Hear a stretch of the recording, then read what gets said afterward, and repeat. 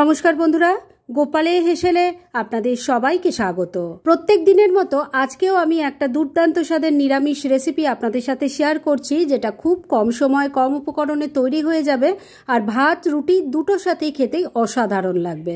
তাই চলুন সময় নষ্ট না করে রান্নাটা করে ফেলি। আজকে দুর্দান্ত স্বাদের ঝটপট তৈরি হয়ে যাবে এরকম একটা রান্না করছি। তার জন্য প্রথমেই কড়াইটা গরম করে নিয়েছি। এর মধ্যে দিয়ে দিচ্ছি 1 বাটি পরিমাণ মুগ ডাল। ফ্লেমটাকে একদম কমে রেখে ডালটাকে ড্রাই রোস্ট করে নিচ্ছি। 3-4 মিনিট সময় নিয়ে ফ্লেমটাকে একদম কমে রেখে ডালটা ড্রাই রোস্ট করে নিয়েছি। এর থেকে এখন খুব সুন্দর গন্ধ বেরোচ্ছে। এবার গ্যাসটা বন্ধ করে দিলাম আর এই ডালটাকে নামিয়ে রাখছি। ভালো করে ধুয়ে নিয়ে এটাকে একটু জলে ভিজিয়ে রেখে দেব। মুগ ডালটাকে তো ড্রাই রোস্ট করে ভালো করে ধুয়ে জলে ভিজিয়ে রেখেছি। আর এবার কড়াইয়ে সর্ষের তেল গরম করে নিয়েছি। এর মধ্যে দিয়ে দিচ্ছি অল্প নুন, দিয়ে দিচ্ছি অল্প হলুদের গুঁড়ো। এবার এর মধ্যে একটু বেগুনের টুকরো ভেজে নিচ্ছি।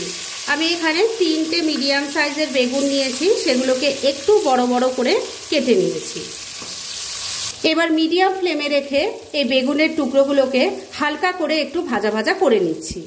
বেগুনের টুকরোগুলো হালকা করে ভাজা ভাজা হয়ে গেছে, এবার তুলে নিচ্ছি। বেগুনের টুকরোগুলো সব ভেজে তুলে নিয়েছি। এবার যে তেল আছে তার মধ্যেই বাকি রান্নাটা হয়ে যাবে।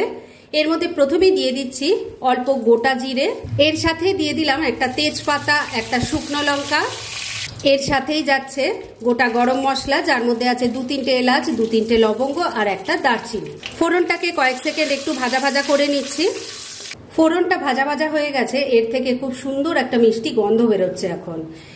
এবার এর মধ্যে দিয়ে দিচ্ছি আদা, টমেটো আর কাঁচা লঙ্কার পেস্ট। আমি 1/2 ইঞ্চি আদা নিয়েছি, এখানে একটা মিডিয়াম সাইজের টমেটো আছে আর 3টে কাঁচা লঙ্কা একসাথে বেটে নিয়েছি। ঝালটা অবশ্যই নিজেদের টেস্ট অনুযায়ী দেবেন। দিয়ে দিলাম। ভালো করে মিশিয়ে নিয়ে মশলাটাকে খুব ভালো করে কষিয়ে নিচ্ছি। মিনিট 2 সময় নিয়ে মশলাটাকে ভালো করে কষিয়ে নিয়েছি। এবার এর মধ্যে আরেকটা মশলা পড়বে, যেটা আমি তৈরি করে নেব। তবে কি কি দিয়ে তৈরি করছি সেটা অবশ্যই আপনাদের দেখিয়ে দিচ্ছি। এখানে নিয়ে নিয়েছি 2 টেবিল স্পুন টক দই। এবার এর মধ্যে দিয়ে দিচ্ছি অল্প হলুদের গুঁড়ো, দিয়ে দিচ্ছি অল্প কাশ্মীরি মির্চ পাউডার, 1 চামচ জিরের গুঁড়ো দিয়ে দিলাম, 1 চামচ ধনের গুঁড়োও দিয়ে দিলাম, দিয়ে দিলাম অল্প গরম মশলার গুঁড়ো। এবার সবকিছু খুব ভালো করে মিশিয়ে মশলাটা তৈরি করে নিচ্ছি। মশলাটা ভালো করে তৈরি করে নিয়েছি। এবার এই মশলাটাও দিয়ে দিলাম আর এই সময় কিন্তু ফ্লেমটা আমি একদম কমে রেখেই কাজটা করছি। দিয়ে দিলাম স্বাদ মতো নুন, অল্প কয়েকটা দানা চিনি দিয়ে দিলাম, এর সাথেই দিয়ে দিলাম অল্প একটু কিশমিশ। এবার ফ্লেমটাকে আবারও মিডিয়ামে করে দিয়েছি। এই ফ্লেমেই সবকিছু ভালো করে মিশিয়ে নিয়ে খুব ভালো করে মশলাটা আবারও একবার কষিয়ে নিচ্ছি। মিনিট 2 সময় নিয়ে মশলাটাকে খুব ভালো করে কষিয়ে নিয়েছি। এবার যে মুগ ডালটা ড্রাই রোস্ট করে জলে ভিজিয়ে রেখেছিলাম সেটা নিয়ে নিয়েছি। এবার ডালটা এখানে দিয়ে দিলাম। সবকিছুর সাথে খুব ভালো করে মিশিয়ে ডালটাকেও একটু কষিয়ে নেব। বন্ধুরা, আপনারা আমার রেসিপি দেখার সাথে সাথে আমার ফেসবুক পেজ গোপালের হেসেল, তাতেও ভিজিট করতে পারেন। ডেসক্রিপশন বক্সে লিংক দেওয়া আছে। মশলার সাথে মিশিয়ে নিয়ে ডালটাকেও একটু কষিয়ে নিয়েছি। এবার এর মধ্যে গ্রেভির জন্য জল দিয়ে দেব। দই দিয়ে মশলা যে তৈরি করে নিয়েছিলাম সেই বাটিটাতেই জল নিয়ে দিয়ে দিলাম। আমি এখানে 2 বাটি পরিমাণ জল দিয়েছি। এবার সবকিছু খুব ভালো করে মিশিয়ে নিচ্ছি। বন্ধুরা, এই রান্নাটা খেতে কিন্তু অসাধারণ হয় আর ভাত রুটি দুটোর সাথেই পরিবেশন করা যায়, খুব চটপট তৈরিও হয়ে যায়। তাই আগে যদি এভাবে না ট্রাই করে থাকেন, অবশ্যই একবার আমার মতো করে ট্রাই করুন আর তারপর কেমন লাগলো প্লিজ কমেন্ট করে জানাবেন। যাই হোক, সবকিছু খুব ভালো করে মিশিয়ে নিয়েছি। আর এখানে আরেকটা কথা বলে রাখি যে এই রান্নাটা এমন হবে যে ডাল সেদ্ধ হবে কিন্তু গলে যাতে না যায়, সেই বুঝে কিন্তু জলটা দেবেন। সবকিছু তো খুব ভালো করে মেশানো হয়ে গেছে। এবার ফ্লেমটাকে লো আর মিডিয়ামের মাঝামাঝি রেখে 3-4 মিনিট ঢাকা দিয়ে রান্না করে নিচ্ছি। মিনিট 4 রান্নাটা করে নিয়েছি। এবার ঢাকা তুললাম। আমি কিন্তু মাঝে একবার ঢাকা তুলে একটু নাড়াচাড়া করে দিয়েছিলাম আর নুন মিষ্টিটা একটু চেক করে নিয়েছিলাম। ডাল দেখুন সুন্দর কিন্তু সেদ্ধ হয়ে গেছে, অথচ গোটা গোটা আছে। আমি তো দেখে নিয়েছি, হাতে চাপ দিয়ে আপনাদেরও একবার দেখিয়ে দিচ্ছি। এই দেখুন, হাতে চাপলে কিন্তু ভেঙে যাচ্ছে, কিন্তু প্রত্যেকটা দানা গোটা গোটা আছে। এইভাবেই কিন্তু রান্নাটা করতে হবে। এবার এর মধ্যে ভেজে রাখা বেগুনের টুকরোগুলো সব দিয়ে দিচ্ছি।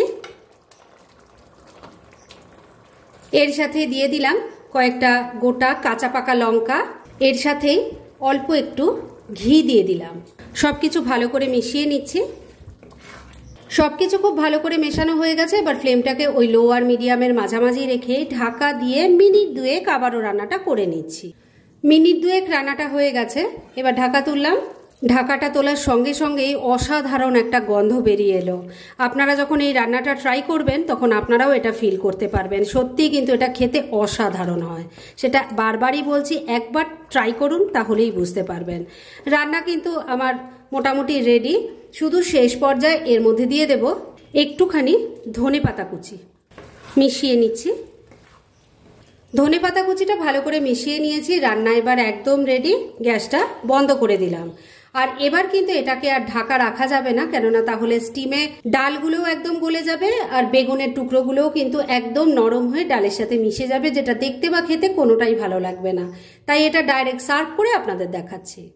ফ্রেন্ডস, আমার আজকের এই দুর্দান্ত স্বাদের নিরামিষ রেসিপি একদম রেডি হয়ে গেছে এবং আমি সার্ভ করে দিয়েছি। ভীষণ ইজি একটা রেসিপি। সামান্য একটু মুগ ডাল আর বেগুন দিয়ে যে এত টেস্টি একটা রান্না করা যায় সেটা একবার ট্রাই না করলে বুঝতেই পারবেন না। তাই দেরি না করে পারলে এটা আজই একবার বানিয়ে ফেলুন, আর তারপর কেমন লাগলো সেটা প্লিজ কমেন্ট করে জানাবেন। এরকম ধরনের অনেক ভালো ভালো নিরামিষ রান্নার রেসিপি আপনারা গোপালের হেসেল সার্চ করলেই পেয়ে যাবেন, যার মধ্যে থেকে কিছু কিছু আমি সাজেস্টেড বক্সেও দিয়ে দেব, সেখান থেকেও আপনারা দেখে নিতে পারেন। তাই গোপালের হেসেল অবশ্যই ভিজিট করুন। আর আপনারা কেমন ধরনের রেসিপি চাইছেন সেটাও কিন্তু আমাকে জানাতে পারেন। আমি চেষ্টা করব সেই সব রেসিপিগুলো আপনাদের সাথে শেয়ার করার। আর আমার আজকের এই রেসিপি যদি আপনাদের ভালো লাগে আর ইউজফুল বলে মনে হয়, তাহলে যারা এখনও আমার চ্যানেলটাকে সাবস্ক্রাইব করেননি তারা প্লিজ সাবস্ক্রাইব করুন। তাহলে আজকের মতো এখানেই শেষ করছি। পরদিন আবার এরকমই কোনো ভালো রেসিপি নিয়ে চলে আসব। আপনারা সবাই খুব ভালো থাকুন, সুস্থ থাকুন।